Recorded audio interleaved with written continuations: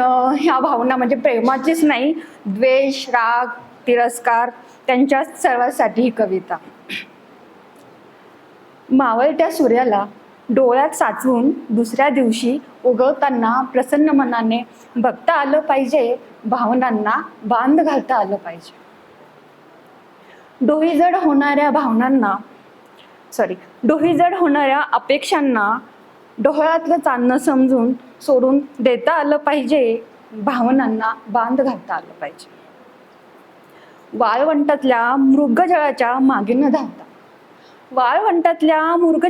मागे न धावता स्वतःचं अस्तित्व जपता आलं पाहिजे, भावनांना बांध घालता आलं पाहिजे.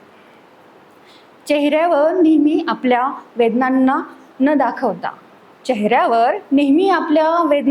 न दाखवता दुसऱ्याच्या आनंदात आनंद मानता आलं पाहिजे, भावनांना बांध घालता आलं पाहिजे.